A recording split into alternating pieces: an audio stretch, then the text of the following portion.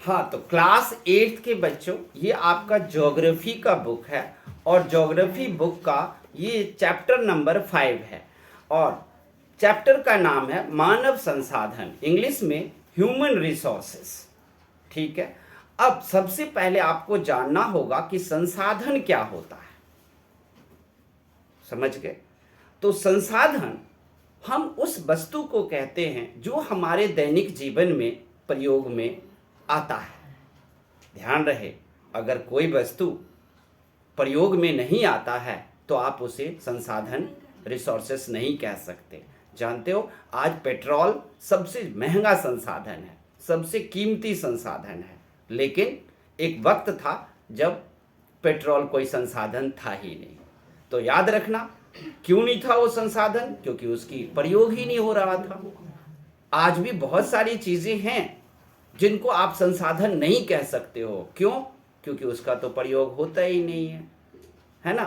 तो अब बताओ, जिन वस्तुओं का हम प्रयोग करते हैं उसे संसाधन कहते हैं, तो क्या इंसान भी, मानव भी एक संसाधन है? क्वेश्चन आएगा, कैसे? हाँ, मानव भी एक संसाधन है क्योंकि मानव का भी प्रयोग होता है। कैसे? टीचर के रूप में, मिस्त्री के रूप में, इंजीनियर के रूप में, डॉक्टर के रूप में, टेलर के रूप में, प्लम्बर के रूप में, इलेक्ट्रीशियन, पुलिस के रूप में, इन सब के रूप में इंसानों का भी प्रयोग दैनिक जीवन में होता है। That's why we can tell human being is also a resources, and we can say that human being is the first resources on the earth. ये पहला रिसोर्सेस है। क्यों? क्योंकि इसी ने औरों को रिसोर्सेस बनाया ना। रिसोर्सेस तब होगा जब हम किसी चीज का प्रयोग करेंगे, और प्रयोग करता कौन है? इंसान।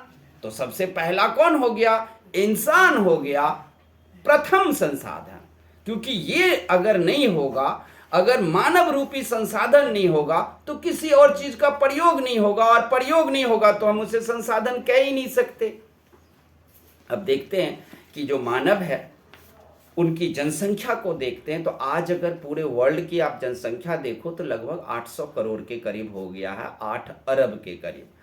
और जनसंख्या का वितरण देखो तो कहीं पर बहुत ही विरल है और कहीं पर सघन है। मतलब somewhere population is very sparse and somewhere population is very dense, बहुत ही ज़्यादा घना है, घनी आबादी है। अब जैसे देखोगे कि गंगा के उत्तरी, आपको क्वेश्चन आएगा, गंगा के उत्तरी मैदान को मानव जमघट क्यों कहते हैं?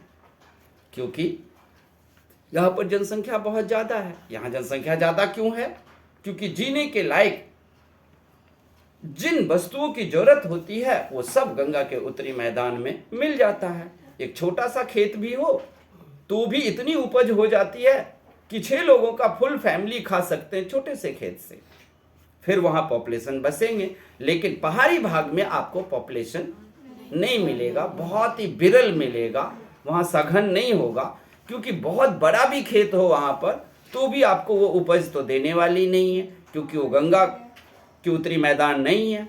गंगा के द्वारा वहाँ मिट्टी नई तो हर साल लाई नहीं जाती है, उधर बाढ़ तो आती नहीं है, मिट्टी में ह्यूमस नहीं है, फर्टिलिटी नहीं है, मिट्टी में वो जान नहीं है। इसलिए अब क्वेश्चन आएगा कि जनसंख्या के घनत्व को प्रभावित करने वाले कौन कौन से कारक हैं। मतलब कहीं पर जनसंख्या बढ़ेगी, जनसंख्या बसेगी, उसके क्या कारण हो सकते हैं? तो आप लिखोगे जनसंख्या के घनत्व को प्रभावित करने वाले निम्नलिखित कारक हैं। पहला, स्थलाकृति, मतलब लैंड, जमीन कैसी है। पहाड़ी भाग होगा तो लोग उधर ज़्यादा नहीं बसेंगे क्योंकि लैंडस्लाइड का खतरा रहेगा, कभी भी पहाड़ के ढहने का खतरा रहेगा, और ज़मीन भी उपजाऊ नहीं होती है पहाड़ी ज़मीन। जलवायु, उसके बाद आता है क्लाइमेट। क्लाइमेट जो है वो एक जनसंख्या को प्रभावित करने वाला ये कारक है। अगर जलवायु अच्छी है तो वहाँ लोग ज़्यादा बसेंगे।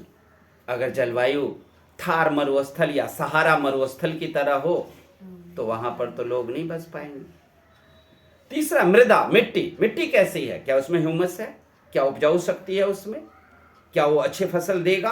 तो निश्चित तौर से वो वहाँ बस जाएंगे लोग। जल, पानी सबसे ज़्यादा जरूरी होता है किसी को भी बसने के लिए।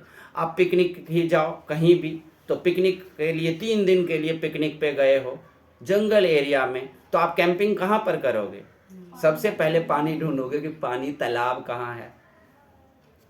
तो जल जहाँ रहेगा जनसंख्या वहाँ बसेगी। खनिज, आजकल जो घर बनता है, विभिन्न तरह की फैक्ट्रियाँ चलती है, तो उसके लिए खनिज भी चाहिए।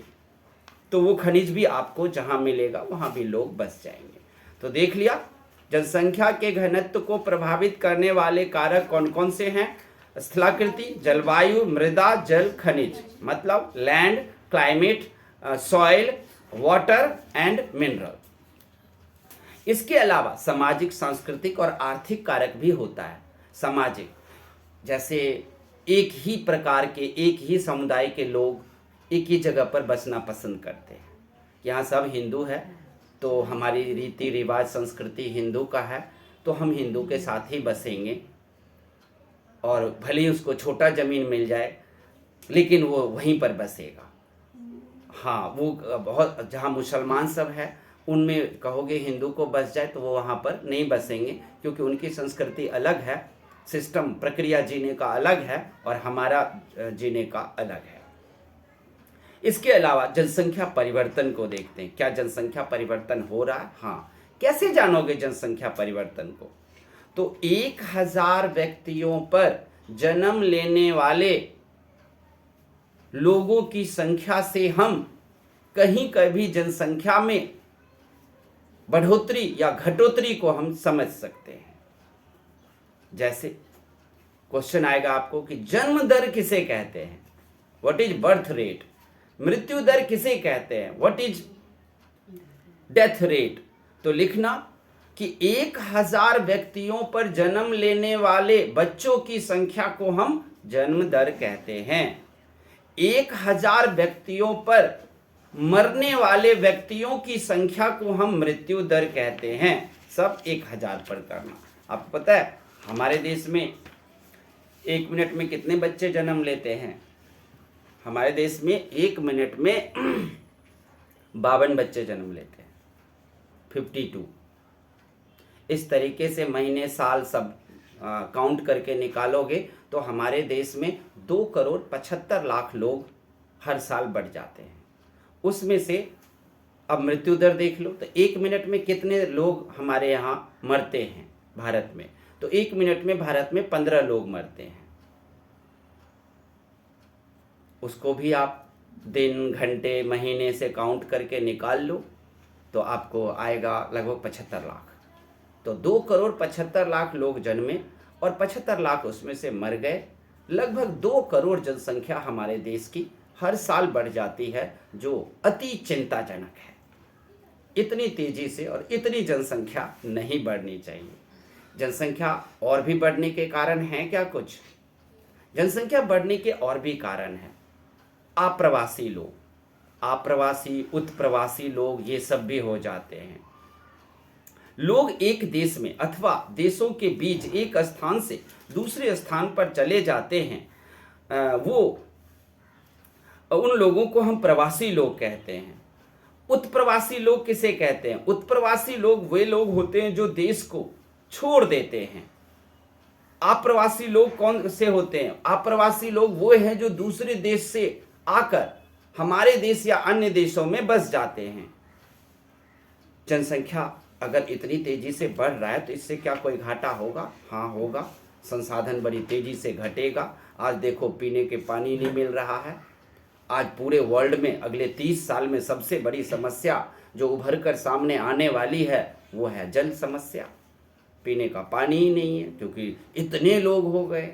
चीज़ें महंगी क्यों हुई है? जनसंख्या के कारण ही ना।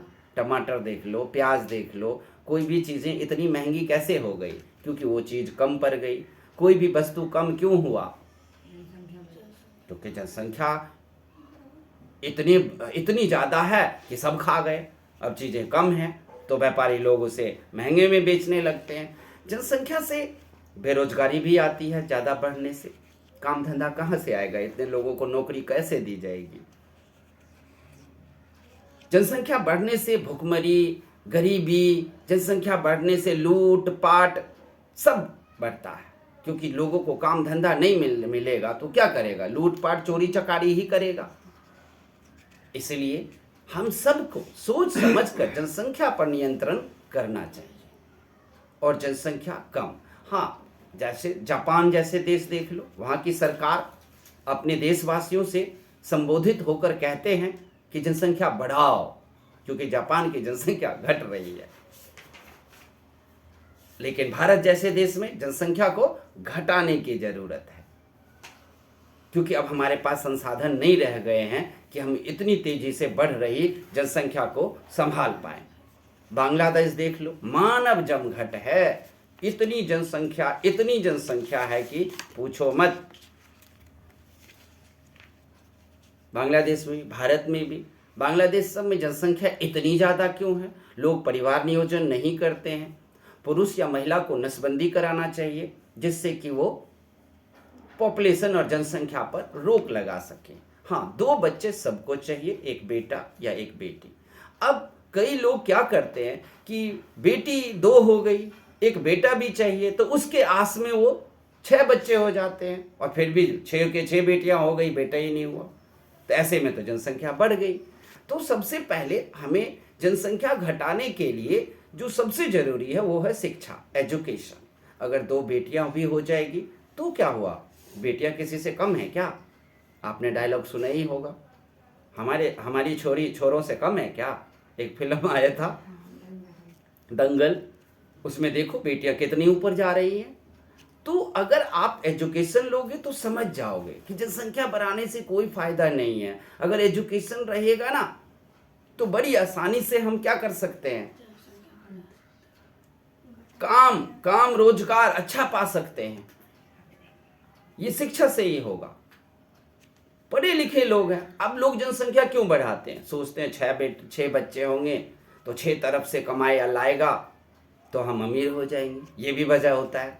लेकिन नहीं, अगर आपके पास एक ही बच्चा है और उसको एजुकेशन दिए हो, 6 का खर्चा एक ही पे कर दो, वो इंजीनियर बन जाएगा, तो क्या वो अकेले 6 के बराबर कमा के ले आएगा कि नहीं ले आएगा?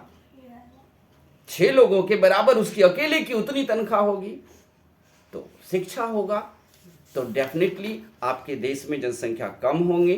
जनसंख्या को घटाना ये हम सब का जिम्मेदारी है, जनसंख्या को नियंत्रण करना। जब बहुत ज़्यादा जनसंख्या जापान की तरह घट जाएगी तो हम भी बढ़ाने लगेंगे, लेकिन अभी तो भारत में जरा भी जरूरत नहीं है भाई। चीन में इतनी ज़्यादा हुआ कि कानून बना के वहाँ 1 बच्चा लागू कर दिया, अब जाकर वहाँ पर फिर से 2 का कानून बहाली हुआ है। भारत में 2 बच्चे का ही कानून है, तीसरा बच्चा होगा तो आपको किसी हॉस्पिटल में भर्ती भी नहीं की जाएगी सरकारी में, लेकिन फिर भी लोग भर्ती हो ही जाते हैं। बच्चे आ चुके हैं तो उसे आप मार भी नहीं सकते, किल भी नहीं कर सकते, कानून है। तो इसलिए जो आ गए हैं आने दो, लेकिन नियंत्रण करने का हम सबकी जिम्मेदारी बखूबी निभाना चाहिए। तो ये था आपका चैप्टर मानव संसाधन बने, वो पढ़ लिख करके एक संसाधन का रूप ले और अच्छा संसाधन बने। जनसंख्या बढ़ाने से कुछ नहीं होता। ओके, तो थैंक यू। अब आप लोगों को ये चैप्टर कैसे लगा? अगर अच्छा लगा हो तो आप लोग इस चैनल को सब्सक्राइब कर देना, लाइक कर देना और गलतियां हमारी कमेंट में लिखते रहना। थैंक यू, धन्यवाद।